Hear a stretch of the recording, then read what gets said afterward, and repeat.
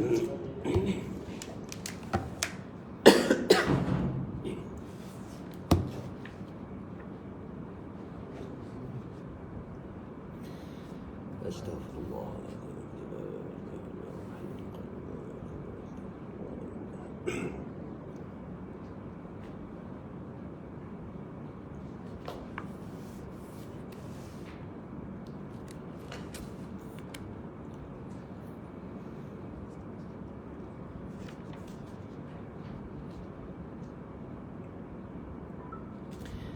أعوذ بالله من الشيطان الرجيم. بسم الله الرحمن الرحيم. السلام عليكم ورحمة الله تعالى وبركاته. الحمد لله رب العالمين، والصلاة والسلام على سيدنا محمد وعلى آله وصحبه أجمعين. اللهم علمنا ما ينفعنا وانفعنا بما علمتنا وزدنا علما وعملا متقبلا وارزقنا رزقا حلالا كثيرا واسعا يا أرحم الراحمين. اللهم إنا قد استودعناك بما علمتناه فارده إلينا عند حاجتنا إليه ولا تنسنا يا رب العالمين. اللهم أخرجنا من ظلمات الجهل وأكرمنا بنور العلم وأحسن أخلاقنا بنور الحلم. وصلى الله على سيدنا محمد وعلى آله وصحبه وبارك وسلم. أما بعد. Alhamdulillah, bersyukur kita kepada Allah Subhanahu wa taala kerana dengan taufik dan hidayahnya dapat sama-sama kita bertemu pada pagi ini untuk kita meneruskan pengajian kita. Dan sebenarnya pagi ini kira kita akan mulakan pembacaan kitab Asy-Syama'il Al-Muhammadiyah, kesempurnaan sifat-sifat Nabi Muhammad sallallahu alaihi wasallam. Dan juga kepada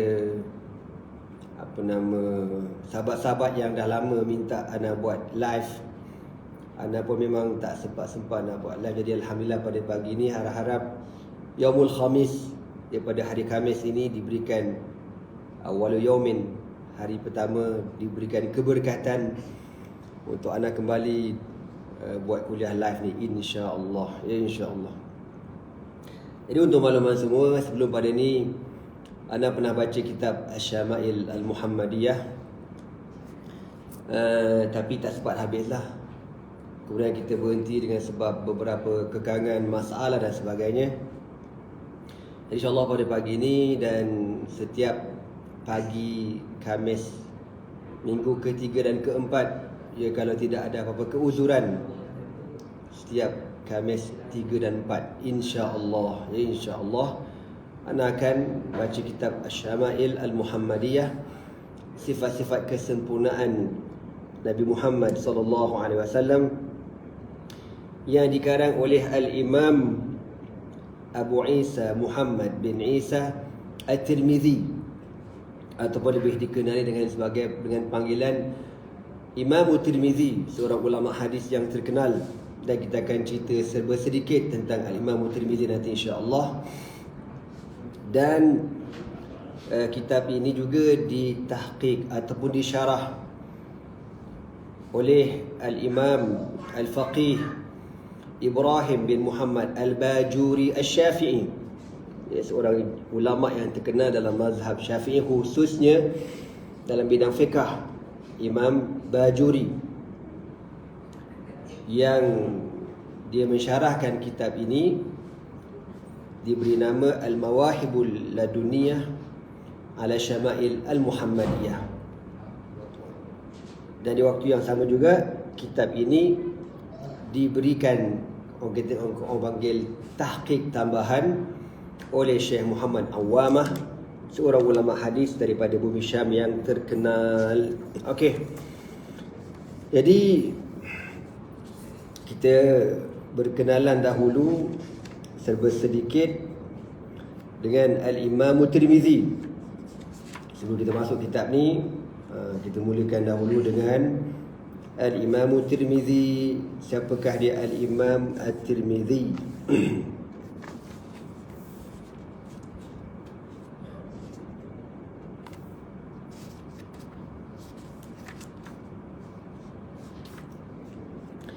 Dia kata Imam Tirmizi nama dia Muhammad bin Isa bin Saurah bin Musa bin Ad-Dhahhak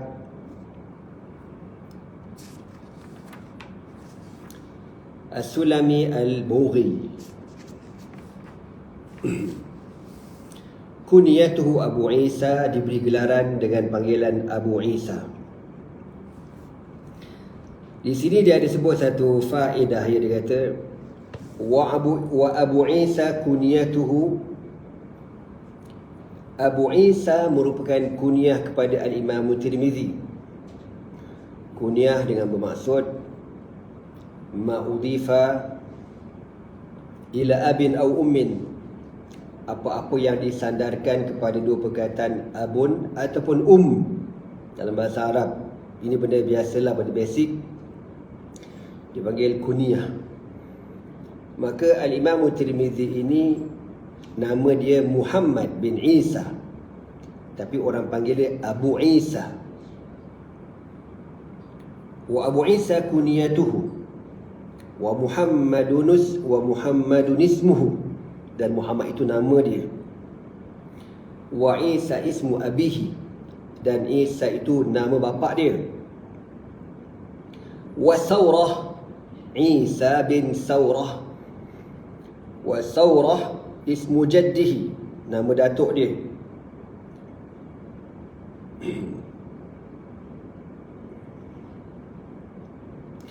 Wa makna Saurah fil asli al-hiddah. Saurah sin waw rata, kalau ikut asal makna Saurah dia kata al-hiddah, hiddah dengan makna garang. Dia backing, orang garang, orang backing.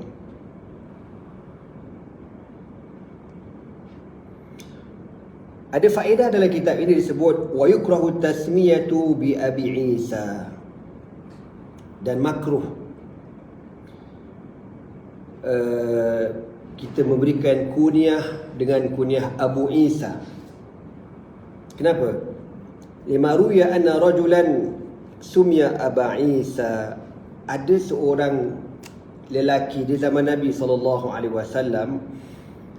orang letak nama dia Abu Isa, bukan kunyah ya, kunyah lain. Ni nama dia, orang kata nama kau siapa? Mas Muka. Dia kata ismi dan Abu Isa, nama saya Abu Isa.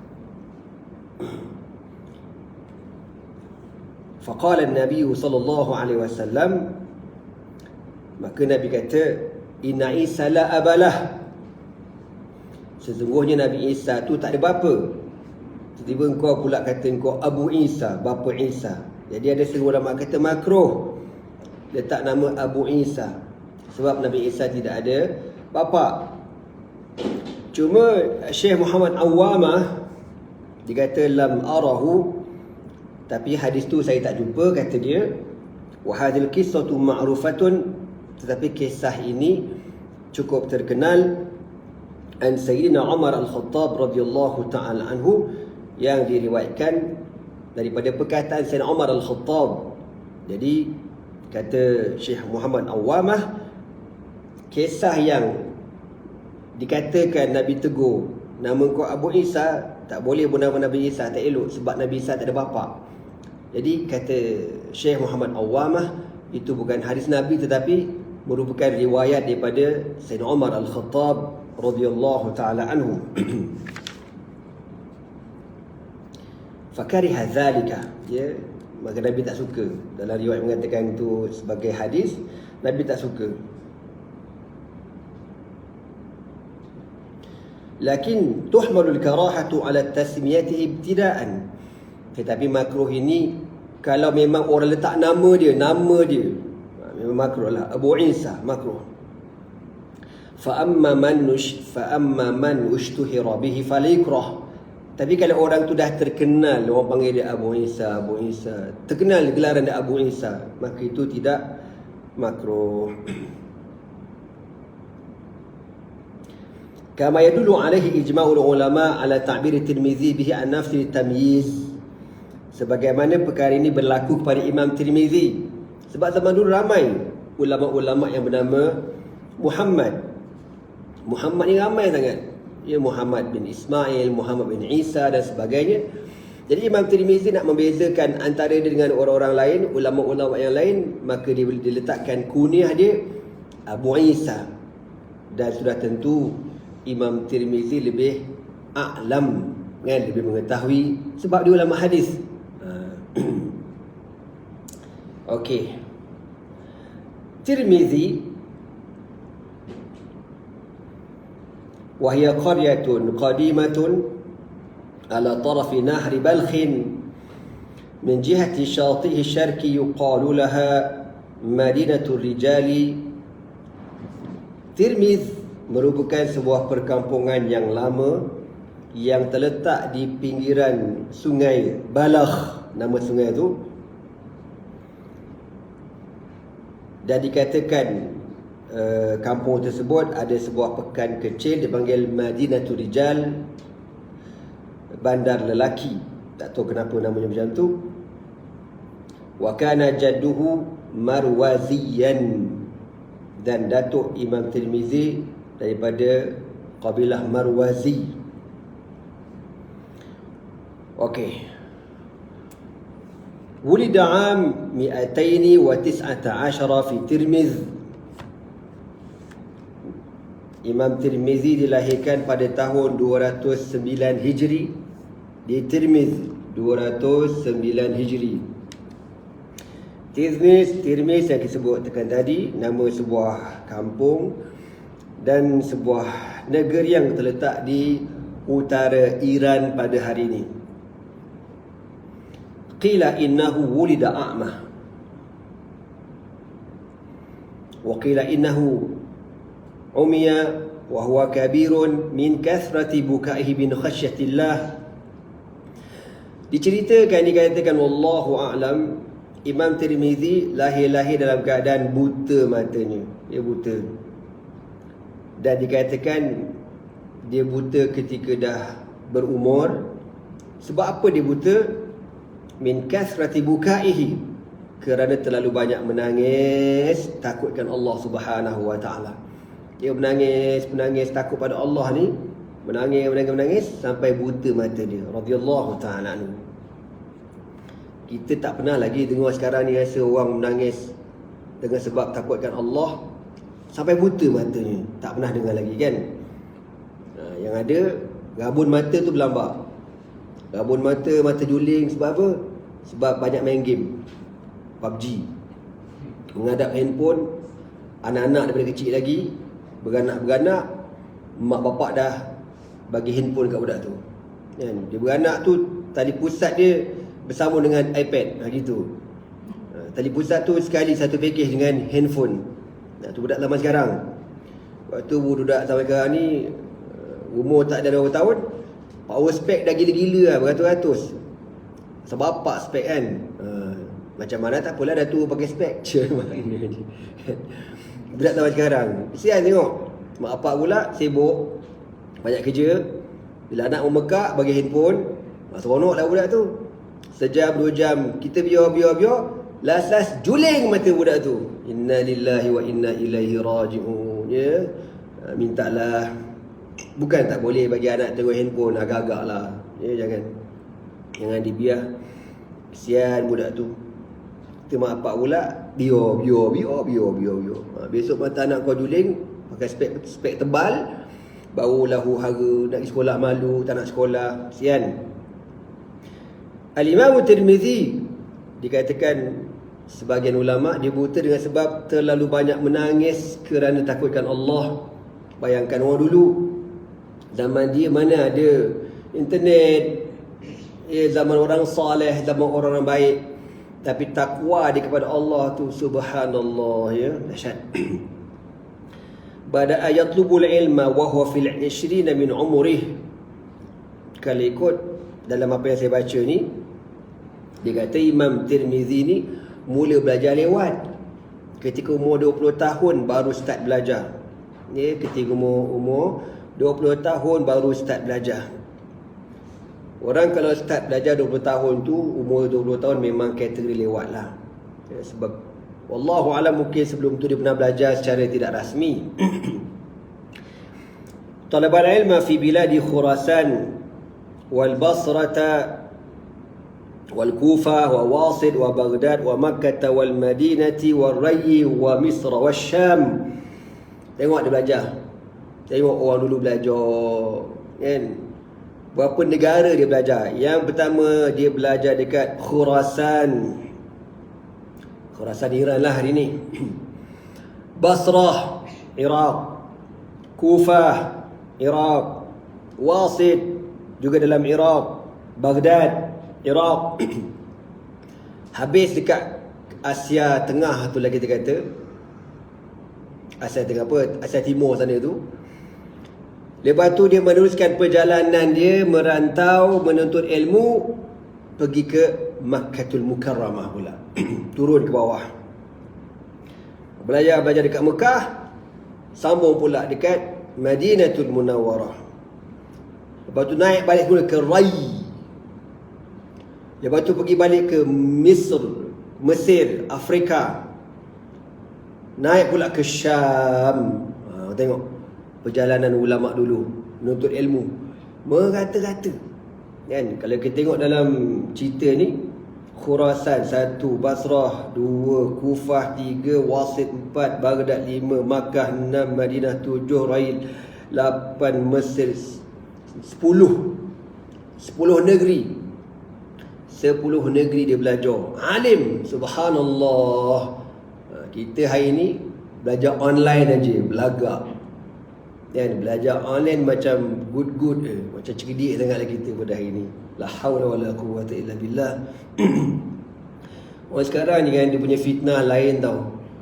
Ilmu tak seberapa, mengata nombor 1. Ilmu tak ada pun, tapi bab mengata orang, kritik orang alim nombor 1. Buat live kritik, buat channel YouTube kritik orang-orang alim. Allahu Akbar. Kenapa jadi macam tu? Kenapa? Bagi anda senang je. Sebab tak ada keberkatan ilmu. Tak ada keberkatan ilmu. Kita makin mengaji, makin belajar, makin melihat kepada kejahilan diri kita sendiri. Kita ni makin tak pandai, makin tak reti, makin banyak dosa. Bukan makin nak tunjuk action tu salah, ni salah. Tak. Itu fitnah yang kita hadapi di akhir zaman. Orang macam-macam. Allahu Akbar. Bayangkan Imam Tirmizi belajar mengaji di 10 buah negeri. Berapa ribu ulama, berapa ramai anak, apa tok guru dia, wallahu a'lam. Utiya hifzan qawiyan wa dhihnan hadiran haitsu kana yudrabu bihi al-mathalu fi hifzihi wa dhabtihi. Dikurniakan Al-Imam Tirmizi ini, Allah kurniakan apa kepada dia? Hifzan qawiyan, hafalan yang kuat. Wa dhihnan hadiran, makna akal otak yang sentiasa cergas. Haitsu kana yudrab bihi al-mathalu, sehingga dibuat perumpamaan fi hifzihi wa dhabtihi, pada kekuatan hafalan dan dhabitnya. Ya, alim, dhabit dia, kuat hafalannya. Kalau dulu di Kuala Terengganu ada seorang tok guru, orang alim, nama dia Tuan Guru. Allah, apa nama Tuan Guru? Ni anak dhabit tak kuat. Sebab banyak makan semut, lupa banyak. Kan? Jangan ingat gelaran dia. Tuan Guru apa, nanti kalau sesiapa dekat page ni ingat, dan bolehlah, boleh share. Tapi diberi gelaran kemuncuk. Ujung tu ada gelaran kemuncuk. Kemuncuk tu mana apa? Alah, yang melekat dekat seluar orang tu, kan? Melekat dekat seluar, dekat kain orang. Maksudnya apa? Kuatnya hafalan dia tu. Kalau dia berjalanlah kat mana-mana, melekat hafalan tu. Apa nama Tuan Guru tu? Anda tak ingat, ya? Sampai gitu gelaran dia, alimnya, kuat hafalan dia. درس الحديث وعلومه ونبغ في الفقه. Al-Imam Tirmizi belajar hadis dan ulumul hadis, dan mendalami juga ilmu fiqh. Hatta qala anhu Ibn al-Mubarak, sehingga Abdullah bin Al-Mubarak mengatakan lahu fil fiqhi yadun salihah. Al-Imam Tirmizi ini mempunyai peranan yang cukup elok dalam bidang fiqh. Dan kalau tak silap saya, Al-Imam Tirmizi ini bermazhab Syafi'i.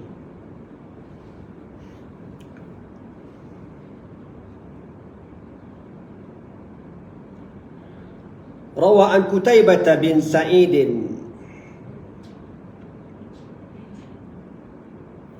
روى عن قتيبة بن سعيد وابن راهويه والزهري والفزاري والجمح والبخاري.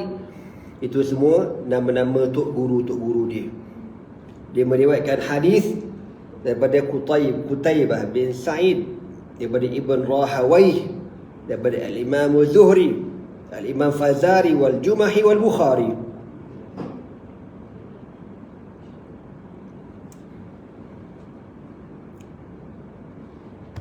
Okey. Dia kata dekat sini wa min manaqib Tirmizi an al-Bukhari rawa anhu hadithan wahidan kharij as-sahih wa hasbu bidzalika fakhran.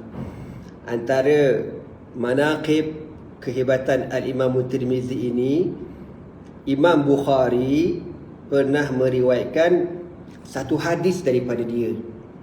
Bayangkan kalau level Imam Bukhari mengambil satu hadis daripada Imam Tirmizi itu pun dah kira dahsyat sangatlah, dahsyat sangat. Ya.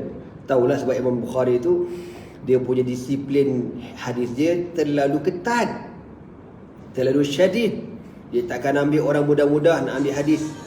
Tapi bayangkan bagaimana Imam Tirmizi itu, Imam Bukhari ambil satu hadis pada dia.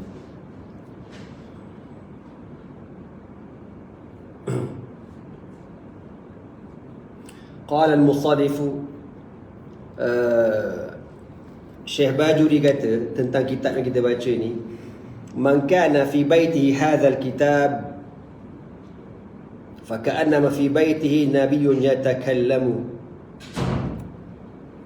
Ya, barang siapa yang ada kitab Syama'il Muhammadiyah dekat rumah dia ni, seakan-akan dekat rumah dia ada Nabi SAW. Ya, sebab kitab ni menceritakan secara detail tentang segala sifat-sifat Rasulullah SAW. Kana makfufal basari, kita dah sebutkan tadi. Imam Tirmizi orangnya matanya buta, bahkan dikatakan ulida akmah, dilahirkan dalam keadaan buta. Al-akmah dengan bermaksud lahir-lahir buta terus. Ya, itu panggil akmah ni, buta sejak lahir. Dan seorang yang kuat sangat hafalannya. Wa mata sanata 79 wa 200. Beliau meninggal dunia di sebuah perkampungan Buri, di perkampungan Tirmiz tahun 279 Hijri. Okey, itu tentang Al-Imam Tirmizi radhiyallahu taala anhu. Dan sedikit perkenalan juga dengan Al-Imam Bajuri yang mensyarahkan kitab ini. Jadi sebut secara ringkas dekat sini, wa muallifuhu huwa al-Imam Syekhul Jami' al-Azhar Syarif Ibrahim bin Muhammad al-Bajuri. Yang mensyarahkan kitab ini nama dia Al-Imam Syekhul Jami' al-Azhar. Ya, bukan sembarangan Syekhul Jami' al-Azhar. Mana kalau di Mesir itu kedudukan yang tertinggi dalam Universiti Al-Azhar ialah dia panggil apa? Syekhul Azhar. Itu paling tinggi. Ada ayo. Ada air mineral tak? Kena tegak.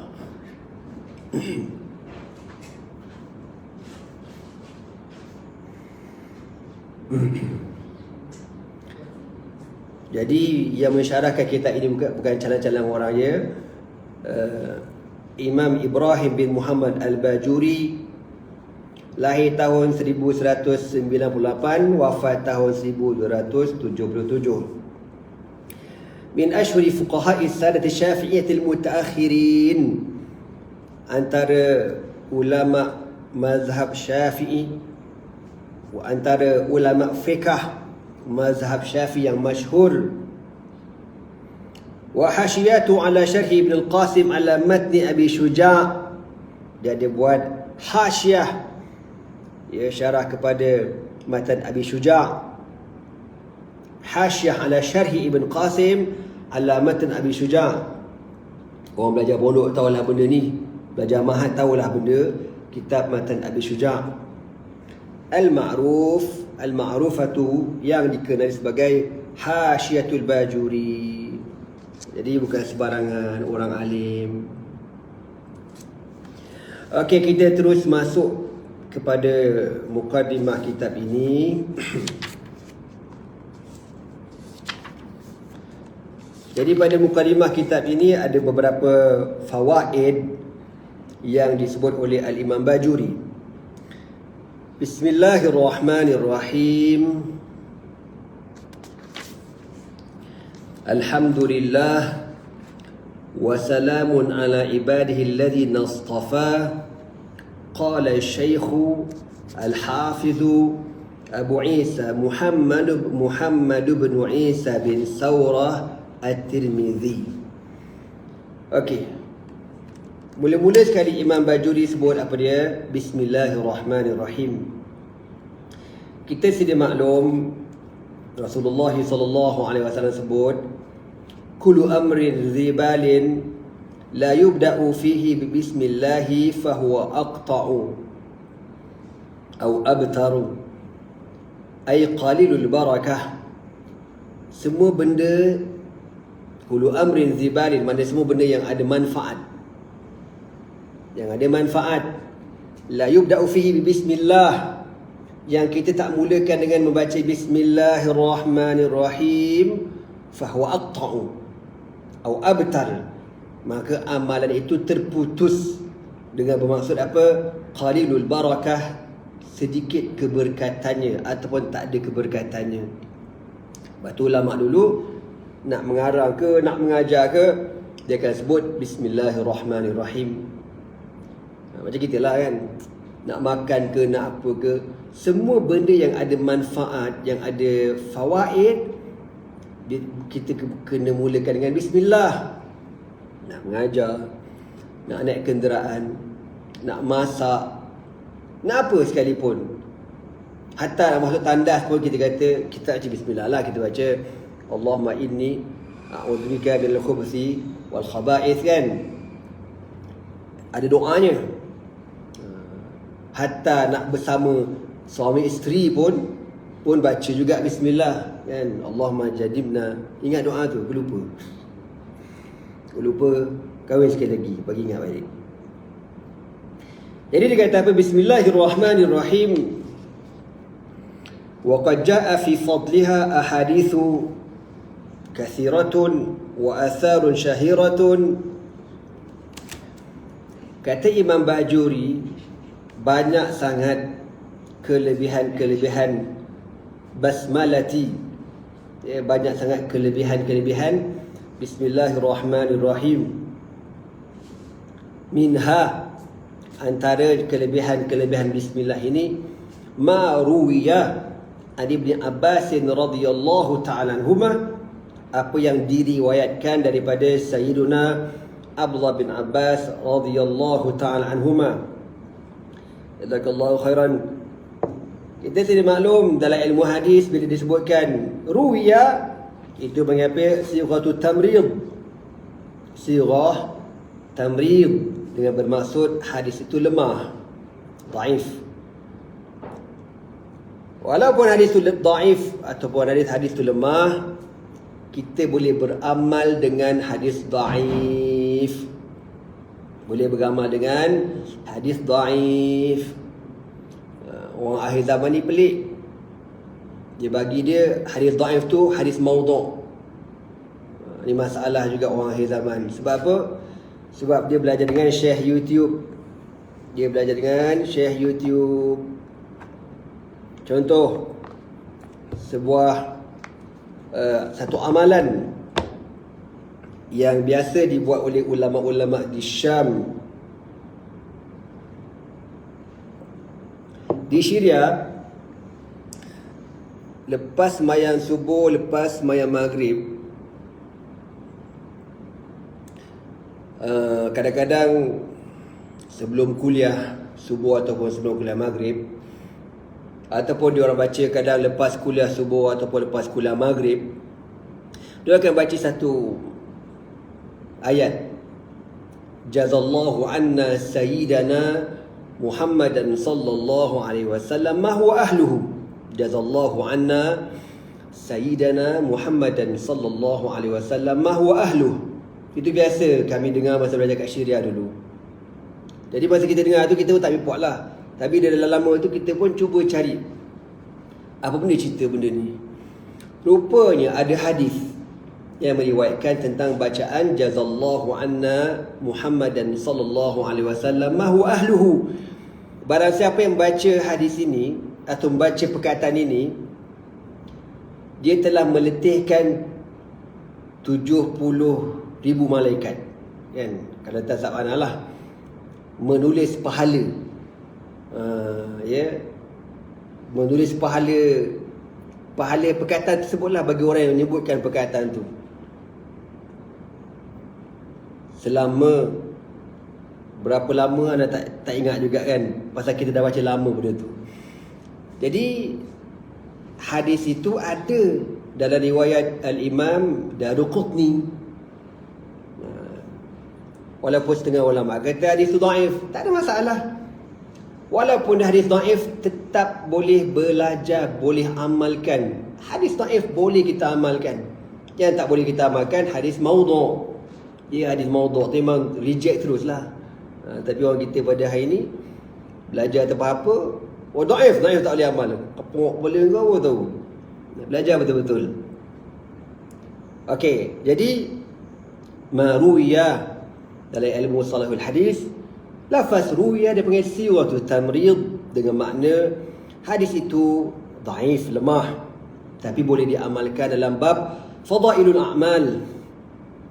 Ma ruwiya an Ibn Abbas radhiyallahu ta'ala anhuma qala sami'tu Rasulullah sallallahu alaihi wasallam yaqulu, daripada Abdullah bin Abbas radhiyallahu ta'ala anhuma, beliau berkata, aku mendengar Rasulullah sallallahu alaihi wasallam bersabda, khairun nasi wa khairu man yamshi ala wajhi al-ardi al-muallimun fa innahum kullama khaluqa ad-dinu jaddiduhu utuhum wa la tastajiruhum fa innal muallima idza qala lis-sabiyyi qul bismillahir rahmanir rahim faqalaha kataballahu bara'atan lis-sabiyyi wa bara'atan lil-muallimi wa bara'atan li abawayhi minan nar.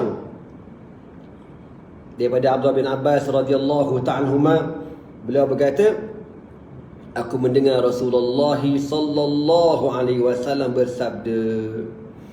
Apa Nabi kata? Khairun nas, sebaik-baik manusia. Wa khairun man yamshi ala wajhil ardi, dan sebaik-baik orang yang berjalan di atas muka bumi. Tadi kita nak datang kat sini, ataupun kita nak pergi kerja, ataupun mana-manalah, kan ramai orang berjalan atas tanah ni, atas muka bumi, kan? Ramai, memang ramai lah. Tapi dalam ramai-ramai itu, siapa yang paling mulia? Nabi kata, siapa yang paling mulia? Nabi kata apa? Al-muallimun, orang yang mengajar. Mana? Asatizah, ulama-ulama, tok guru. Al-muallimun, mereka paling mulia. Kenapa? Nabi kata, fa innahum kullama khaluqa ad-dinu jaddiduhu atau jaddaduhu.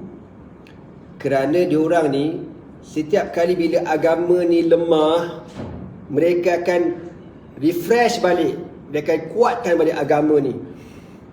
Jadi orang makin tinggal agama, mereka akan kuatkan balik agama ni. Itu tugas para alim ulama, tugas tok-tok guru. Itu tugas mereka. Mereka ni memberikan kekuatan kepada agama. Tapi kita di akhir zaman ni pelik. Itu ada seorang yang diberi gelaran Profesor Emeritus, apa benda lagi aku nak sebut. Dia kata pondok ni ada potensi melahirkan ekstremis melahirkan apa nama pengganas dan sebagainya. Kalau yang cakap tu orang jahil, aku tak kisah. Tapi yang cakap tu orang yang ada gelaran profesor. Inna lillahi wa inna ilaihi raji'un. Pelik kan?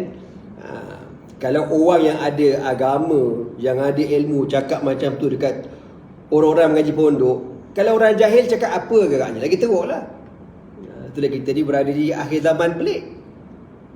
Itu yang macam berlaku kan, dekat sebuah mahtafiz bawah ni, masuk orang pergi sepak, pergi terajang kan. Padahal yang dia sepak, yang terajang tu muallimun, orang yang mengajar. Maka Nabi kata, kenapa mereka mulia? Fa innahum kullama khaluqad din jaddaduhu. Mana bila agama ni orang kata khaluqa ni dalam bahasa Arab dengan makna kalau baju tu baju yang dah buruk. Dah buruk sangat, dia akan perelokkan balik. Gitulah agama ni.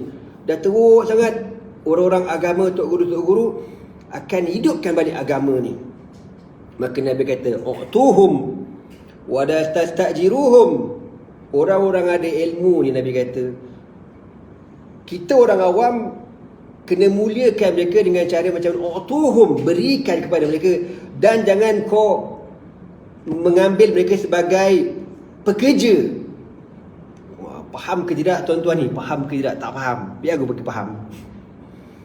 Senang bahasanya, kalau ikut apa yang dalam riwayatnya sebut, orang yang mengajar agama ni, dia tak boleh makan gaji, tahu tak? Bahkan dia lebih mulia pada itu. U'tuhum, berikan kepada mereka. Jangan kau buat dia sebagai pekerja kau. Tak faham lagi? Tak faham. Lantak korang lah tak faham. Ya, u'tuhum dengan makna berikan, hadiahkan. Jangan buat dia sebagai makan gaji aku bayar gaji bulan-bulan kau. Jangan buat macam tu. Itu kemuliaan orang alim. Sebab tu masa kita mengaji pondok dulu, tok guru kita orang pesan macam tu. Ya, arwah tok guru ada kata, dia kata dah besar jangan makan gaji, dia kata. Jangan makan, dan tok guru ana pun pesan. Dia kata masa kita dulu belajar kan, kita budak-budak kan. Jadi tok guru panggil semua, panggil awang Melaka. Yang kecil-kecil pun awang Melaka. Awang weh, dia kata awang. Mu dah habis mengaji nanti awang, mu jangan kerja kerajaan, dia kata. Jangan kerja kerajaan, dia kata. Mana jangan makan gaji yang kerajaan. Sampai macam itu ulama dulu dia ajar. Fa innal muallimah, Nabi kata lagi, sesungguhnya orang alim, idza qala lis-sabiyyi, apabila dia berkata kepada seorang budak, mana dia ajar budak ni, dia ajar apa? Qul bismillahirrahmanirrahim. Wahai budak, sebut bismillahirrahmanirrahim. Faqalaha, maka budak dia pun sebutlah bismillahirrahmanirrahim. Apa balasannya? Kataballahu bara'atan lis-sabiyyi, Allah menuliskan pelepasan bagi budak ini. Wa bara'atan, dan pelepasan lil muallimi, bagi guru dia. Wa bara'atan, dan pelepasan bagi kedua ibu bapanya. Minan nar, daripada api neraka Allah Subhanahu wa taala. Itu nak bagi tahu antara kelebihan orang-orang alim. Wa minha maruya, dan saya sebutkan tadi, nak sebut perkataan apa? Kemuliaan perkataan bismillahirrahmanirrahim. Ya. Sebab tu Sayyidina Ali bin Abi Talib radhiyallahu ta'ala anhu kata, dia sanggup, maknanya dia kata dia boleh dijual oleh seorang guru, walaupun guru tu mengajarkan dia satu huruf atau satu perkataan. Dia kata dia boleh dijual oleh guru tu. Dia boleh dijual oleh guru tu. Itu level Sayyidina Ali bin Abi Talib. Sayyidina Ali ni siapa? Dan dalam hadis Al-Imam Suyuti sebut dalam kitab Tarikh Al-Khulafa, Nabi SAW bersabda, ana madinatul ilmi wa aliyun babuha. Aku ini bandar ilmu. Nabi kata aku ni bandar ilmu dan Ali pintunya. Kau nak masuk bandar tu, kena masuk pintu dia. Maka pintu ilmu itu Sayyidina Ali. Alim orangnya, bukan sebarangan. Setara macam tu Sayyidina Ali kata dia sanggup dijual oleh tok guru dia, walaupun dengan sebab mengajar satu benda atau mengajar perkataan Bismillahirrahmanirrahim. Kita pada hari ni bukan tok guru nak jual kita pergi terajar tok guru kan, pergi sepak tok guru kita. Sebab tu belajar bangang sampai ketua. Confirm bangang sampai ketua, serius aku cakap. Wa minha ma ruya an Abi Hurairah radhiyallahu taala anhu, dan dalam riwayat yang lain tentang kelebihan Bismillahirrahmanirrahim daripada Abi Hurairah radhiyallahu taala anhu iltaqa syaitanul mu'min wa syaitanul kafir. Satu hari bertemu setan. Ni kadang-kadang kalau orang tak belajar pun dia tak faham, kata benda ni ustaz. Ada setan beriman dengan setan kafir. Ni syaitanul mu'min wa syaitanul kafir ni. Setan beriman dengan setan kafir. Bukan setan beriman. Setan mana? Beriman bang dan nama pun setan. Tapi itu apa benda? Syaitanul mu'min, mana setan yang kerja dia kacau orang beriman. Syaitanul kafir, setan yang kacau orang kafir. Ni orang kafir ada setan ke? Orang kafir confirm dia ada kafir kan? Setan tak buat kerja? Tak, setan buat kerja. Faiza syaitanul, satu hari dalam hadis ni kata bertemu tahu setan yang kacau orang mukmin dengan setan yang kacau orang kafir ni, dua setan ni bertemu.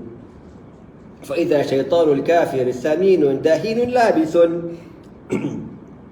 Setan kafir ni dalam keadaan samin, gemuk, dahin, rambut dia berminyak, handsome, labisun, berpakaian. Wa idza syaitanul mu'min, manakala setan yang kerja kacau orang beriman ni, mahzul, kurus kering, ash'ath, rambut serabai macam rockers itu, bogel, tak ada baju. Faqala syaitanul kafir syaitanul mu'min, maka setan kafir ni tanya kepada setan mukmin, malaka ala hadha, malaka ala hadhihi alhalah. Dia kata dekat setan mukmin, setan yang kacau orang beriman, bro, Tan, apa hal aku nampak kau ni kurus kering, Tan? Tan tu nama pendek dia lah, setan. Faqala, maka kata setan yang kacau orang mukmin ni, yang kacau orang beriman, dia kata apa? Ana ma'a rajulin idza akala samma fa'adhallu ja'ian. Setan yang kacau orang beriman, yang kurus kering ni, dia kata apa? Aku ni kerja aku mengacau orang beriman, tapi masalah problemnya orang yang aku kacau ni, idza akala, bila dia nak makan, sama, dia membaca Bismillahirrahmanirrahim, fa'adhallu ja'ian. Aku lapar lah, aku tak boleh makan sekali dengan dia. Dia baca Bismillah, aku tak boleh makan lah. Wa idza syariba, bila dia nak minum, sama, orang tu akan baca Bismillahirrahmanirrahim, fa'adhallu atshanan, maka aku terus jadi dahaga. Wa idza dahana sama fa'adhallu sya'ithan, dan kalau dia nak sikat rambut, dia nak letak minyak rambut, dia baca Bismillahirrahmanirrahim. Sebab tu rambut aku serabai, barai rambut aku ni. Orang perempuan ni ingat nak sikat rambut ke, nak buat apa benda rambut kan. Orang perempuan kan rambut banyak, orang lelaki tak ada rambut kan. Lagi-lagi yang banyak fikir masalah perundangan, lawyer dan sebagainya kan, itu lagi lah payah nak tumbuh rambut. Jadi yang banyak rambut ni, yang nak menyikat, baca Bismillahirrahmanirrahim. Maka setan kata, aku tak boleh nak sikat rambut aku, pasal orang tu baca Bismillahirrahmanirrahim, menyebabkan rambut aku berserabai. Wa idza labisa samma fa'adhalla uryanan, dan bila dia pakai baju, dia akan baca Bismillahirrahmanirrahim, maka aku dalam keadaan uryan, dalam keadaan bogel, telanjang. Oh, macam gitu. Faqala syaitanul kafir, maka setan yang kacau orang kafir kata apa? Ana ma'a rajulin la yaf'alu syai'an lima dzakar. Aku ni pula, kata setan kafir, aku bersama seorang lelaki yang dia tak pernah sebut benda-benda tu. Dah kafir nak sebut apa bendanya. Fa ana usyarikuhu fi ta'amihi wa syarabihi wa duhnihi wa malbasihi. Kata setan kafir, aku makan sekali dengan dia, aku pakai baju sekali dengan dia, aku sikat rambut sekali dengan dia, makan semua dengan dia. Lepas tu dia gemuk. Jadi kita kena mengkuruskan setan-setan, jangan menggemukkan setan-setan. Kita gemuk tak apa, jangan setan tergemuk. Tapi di akhir zaman ni pelik lah aku tengok kan. Kan sehari dunia viral yang orang jual apa, nasi ayam, nasi itik dekat Penang tu kan. Dia boleh ambil kat kedai Cina, memang bangang lah, kata la haula wala quwwata illa billah. Tak tahu sian berapa ramai yang dah makan nasi ayam Cina tu, aku tak tahu lah. Kan berapa ramai yang dah makan itik panggang. Ana bukan nak kata aku tahu itik tu, aku tak lalu dah. Dia boleh hingga tu mujur ada orang rakam mamak tu keluar masuk kedai restoran Cina tu.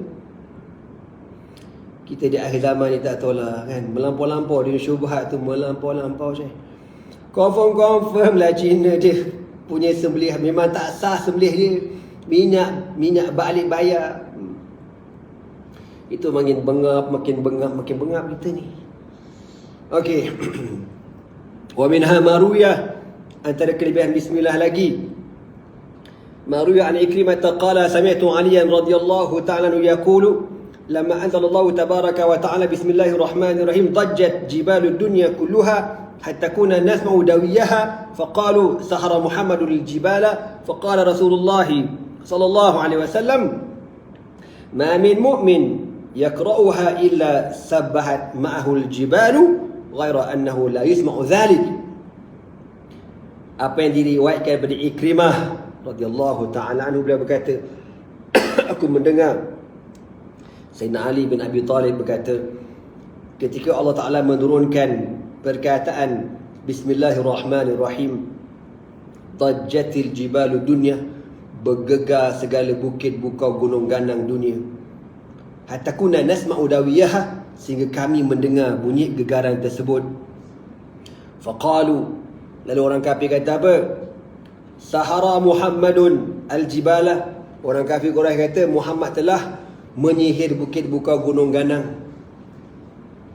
Faqala Rasulullah sallallahu alaihi wasallam, maka Nabi bersabda, ma min mu'minin, mana-mana orang beriman, yaqra'uha, yang bacanya bismillahirrahmanirrahim, ila sabbahat ma'hul jibal, kecuali bukit bukau gunung ganang akan bertasbih bersama-sama dengannya. Cuma kita je yang tak dengar tasbih bukit bukau gunung ganang, ya. Kalau kita dengarlah tasbih bukit bukau gunung ganang ni, meninggal kita.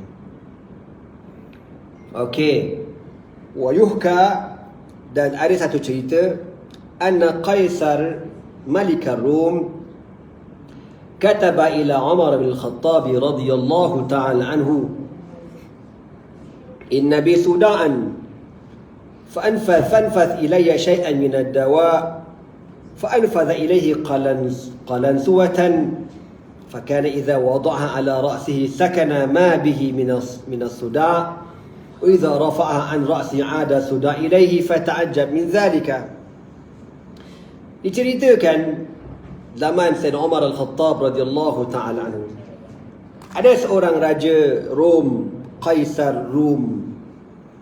Qaisar ini kira raja Rom lah, tapi tak pastilah Hercules ke siapa, sebab Hercules tu ada khilaf ulama tentang keislaman dia. Satu hari raja Rom ini hantar surat kepada Umar Al-Khattab. Dia kata apa? Inna bi suda'an, wahai Umar, aku ni sakit kepala, dah berhari-hari sakit kepala. Zaman dia tak ada Panadol tuan-tuan, zaman Rom dulu. Puas tonyoh ubat tu, makan tu tak mau, sakit kepala, berdengung. Fanfaz ilayya syai'an min ad-dawa, dia kata minta tolong kau hantar ubat pada aku. Fa anfadha ilayhi qalansuwatan, maka Umar Al-Khattab radhiyallahu ta'ala anhu mengirimkan kepada raja Rom ini qalansuwah, songkok. Fa kana idza wada'a ala ra'sihi sakana ma bi min as-suda'. Bila raja Rom ni dia pakai songkok tu, hilang pening kepala. Wa idza rafa'aha an ra'si 'ada suda' ilaihi. Bila dicabut songkok tu, pening balik kepada dia. Aduh, benda pula ni.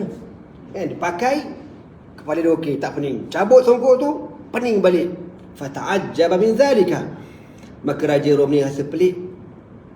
Ada apa songkok ni? Power gila. Fa amara bi fathiha fafutishat.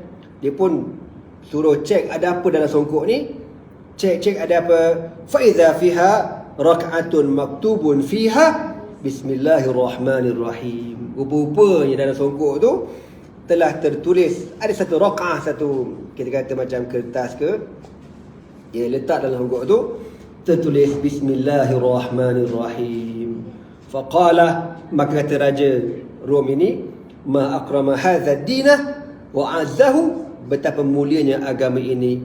Haitsu syafani Allah Ta'ala bi ayatin wahidatin, Allah menyembuhkan aku dengan satu ayat sahaja.